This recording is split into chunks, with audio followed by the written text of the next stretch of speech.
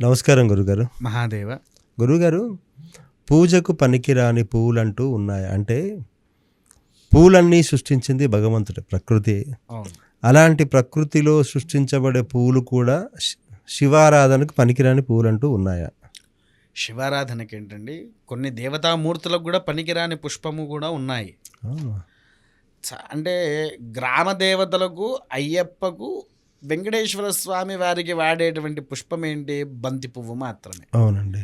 మిగిలిన ఏ దేవుళ్ళకు కూడా అది వాడకూడదు. బంతి పువ్వు ఇప్పుడు చాలామంది తెలవకుండా బంతి పువ్వులు తీసుకువస్తున్నారు, వేస్తున్నారు, వాటితో పూజలు చేస్తున్నారు. కానీ బంతి పువ్వు అనేది పూజకు పనికిరాని పుష్పము.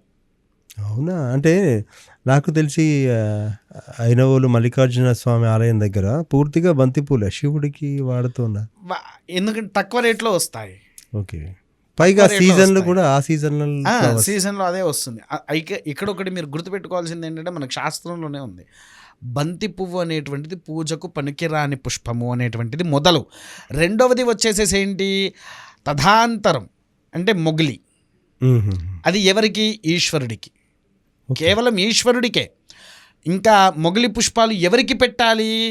ఎక్కువగా సుబ్రహ్మణ్యేశ్వర స్వామి ఆరాధనలో పెట్టాలి. సుబ్రహ్మణ్యకి మొగిలి పువ్వు ఆరాధన చెయ్యొచ్చు. ఎందుకు? నల్లత్రాసులు కూడా మనకు మొగిలి వనానికి వెళ్ళి చూడండి, విపరీతమైన నల్లత్రాచులు, నాగుపాములు అక్కడ నివసిస్తూ ఉంటాయి. అంత సుగంధప్రదమైన మొగిలి పూలు శివుడి ఈశ్వర ఆరాధనకు సుగంధం లేని పుష్పమే కావాలి.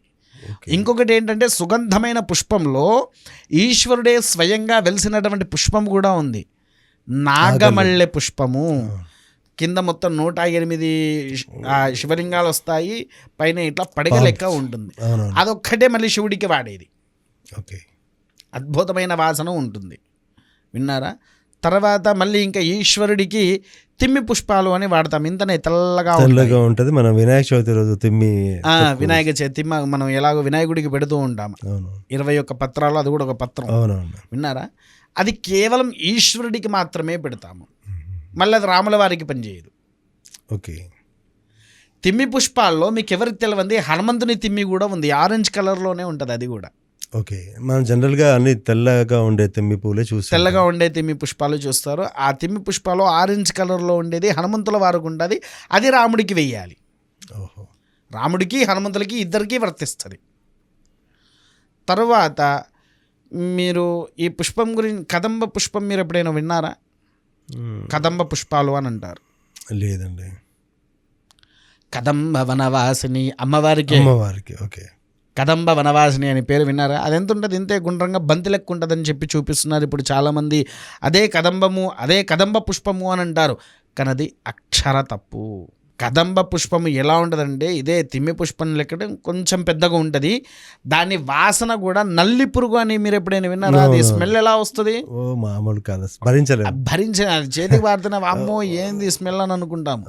అలాంటి స్మెల్ ఉంటుంది ఆ పుష్పం. ఇదఃపూర్వంలో మేము చదువుకునేటువంటి వేద పాఠశాలలో శ్రీశైలంలో అదే వృక్షము ఉంది, కదంబ వృక్షము. ఆ పుష్పాలన్నీ కింద పడుతూ ఉంటే, పైగా పారిజాతానికి ఏ పుష్పాలు అయితే కింద పడతాదో దాన్ని ఏరి ఎలా అయితే తీసుకొని పోతామో, ఈ కదంబ వృక్ష పుష్పంకి ఉండేటువంటి పుష్పాలు ఏవైతే ఉన్నాయో అవి నేల మీద పడ్డాకనే అమ్మవారికి అర్పణ చెయ్యాలి. ఓకే. మేమేం చేసేది, ఇంత పెద్ద బుట్టల్లో అవన్నీ మంచిగా నింపేసుకొని తీసుకుపోయి పులిహార కోసం మేము చేసినప్పుడు, అది శ్రీశైలంలో పులిహార ఎప్పుడైనా తిన్నారా? ఆ పులిహార కోసం మేము అవి దాంట్లో వేసి తీసుకుపోయి అమ్మవారి ఆలయంలో వేస్తే మాకు ఇంత పులిహార పెట్టి పంపించేది. అంటే పాఠశాలలో పులిహార ఉంటుంది, ఎందుకంటే అమ్మవారి ఆలయంలో ప్రసాదం దొరకడం మహాభాగ్యం. బయట కొనుక్కోవాలనుకుంటే 5 రూపాయలు పెట్టి కొనుక్కోవచ్చు అప్పుడు ప్యాకెట్, కానీ అమ్మవారి దగ్గర ఉండే ప్రసాదము రావడమే గొప్ప. అవునా కాదా? అందుకోసం ఏం చేసామంటే ఆ పుష్పాలను తీసుకుపోయి అక్కడ పెట్టేది. ఇప్పుడు జనాలకు కూడా ఆ పుష్పాలు అసలైన రహస్యం తెలవాలి. అందరూ ఇంతనే ఉండే బంతి లెక్క ఉంటుంది కదంబ పుష్పం, కానీ అది కదంబ వృక్షము కాదు, కదంబ పుష్పము కూడా కాదు. ఈ కదంబ పుష్పం కేవలం అమ్మవారికి మాత్రమే వర్తిస్తుంది. మళ్ళీ ఈశ్వరారాధనకు కానీ, వెంకటేశ్వర స్వామి వారికి కానీ, నరసింహస్వామి వారికి కానీ నడవనివి. ఓకే, విన్నారా? తర్వాత మనకు ఇంకొకటి నల్ల ఉమ్మెంత అని ఉంటుంది. ఉమ్మెత్త, ఓకే. మామూలు శివుడికి ప్రీతికరమైంది, అది ముగ్గురికి వాడాలి. నల్ల ఉమ్మెంత, అది డబుల్గా ఉంటుంది, త్రిబుల్గా ఉంటుంది, సింగిల్గా ఉంటుంది ఆ పుష్పం. ఓకే. సేమ్ ఉమ్మెంత పుష్పం లెక్కనే వస్తుంది. దాంట్లో 1 లేయర్, మళ్ళీ 2 లేయర్, 3 లేయర్, ఇట్లా 3 లేయర్స్ ఉంటాయి దానికి కూడా. ఆ పుష్పము వాడేది ముగ్గురికి: శివుడికి, హనుమంతునికి, శనేశ్వరునికి. ఓకే. ఈ 3 తప్ప ఇంకెవ్వరికి వాడరు అవి, ఎవరికి పెట్టకూడదు. నల్ల ఉమ్మెత్త. మళ్ళీ ఈ నల్లుమ్మెంత కాయతోని శివార్చన చేస్తే, నల్ల ఉమ్మెంత కాయతోని శివార్చన చేస్తే వాటి కొండే ముళ్ళు ఎలా ఉంటాయో ఆ మనిషి కష్టాలు అవి కుచ్చుకుంటూ తీసేస్తుంది నల్ల ఉమ్మెంత. ఓకే. జనరల్గా మనమైతే అదే పనికిరాని పిచ్చి చెట్టు అంటాము.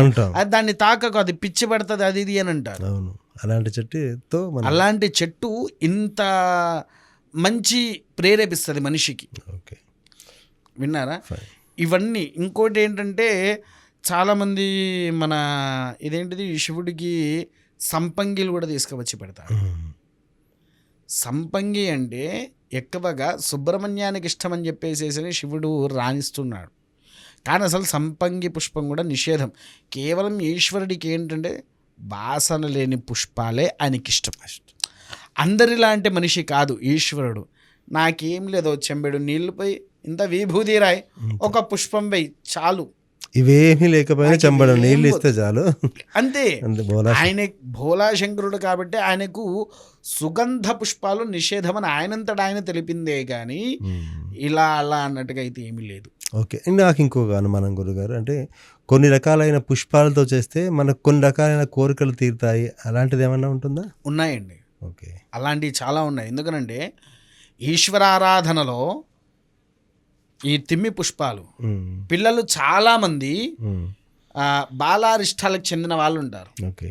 బాలారిష్టాలు తొలగిపోవాలి అని అంటే ఈ ఉమ్మెంత పువ్వుతో, తిమ్మి పుష్పాలు, ఈ రెండింటితో చేస్తే బాలారిష్టాలు అనేటువంటిది చాలా మాటికి తగ్గుతాయి. ఓకే. ఒకటి. తర్వాత రెండోది వచ్చేసేసి కామెర్లు అని అంటారు, ఐడియా ఉందా? అవునండి. పచ్చకామెర్లు సంపంగిలో ఆకుపచ్చయి కాకుండా పసుపచ్చగా మారుతాయి. వాటితోని శివుడికి 108 దొరకబట్టాలి. ఎందుకంటే వృక్షానికి 10 కంటే ఎక్కువ ఉండవు వాటికి. అవి 108 దొరకబట్ట 108తో మాత్రం అర్చన చేస్తే వీరికి ఉండేటువంటి యొక్క ఏదైతే రోగం వచ్చిందో కామెర్లు, అది తొందరగా తగ్గే అవకాశం ఉంటుంది. తర్వాత లక్ష్మి, ఇంటికి మనకి ఏంటంటే కావాల్సింది లక్ష్మి అనుగ్రహం కావాలి అని అంటారు. బిల్వదళాలతోని నీలి పుష్పాలు అని ఉంటాయి. ఓకే. శంకు పుష్పాలు. అది గనక నేల మీద పడింది అని అంటే భూమి మొత్తం సర్వనాశనం అయిపోతుంది అని చెప్పేసి దాన్ని తీసుకొని తన కంఠంలో దాచేస్తారు. అవునా?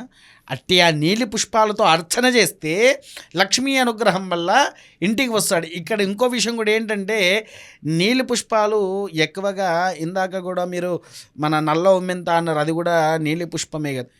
నీలి వర్ణాలు ఎందుకు శివుడికి ఇష్టము అంటే నీలవర్ణంలో ఉండేటువంటి వాడు నారాయణుడు.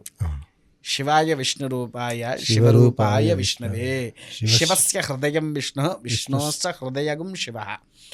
ఈశ్వర నామస్మరణ చేసేటువంటి వాడు నారాయణుడు, నారాయణ నామస్మరణ చేసేటువంటి వాడు ఈశ్వరుడు. అందుకోసం ఈయనకి ఇష్టమైన కొన్ని ఆయన మీద వేసుకుంటే ఇంటికి లక్ష్మి అనేది పరిగెత్తుకుంటూ వస్తుంది. ఇలా ఓకే సార్, ఫైన్. అంటే పూలు ఎలాంటి పూలతో పూజిస్తే మనకు ఎలాంటి కోరికలు నెరవేరుతాయి, అలా ఎలాంటి పూజకు పనికిరాని పూలు ఏంటని చాలా చక్కగా విశ్లేషించారు. ధన్యవాదాలు సార్. మహాదేవ.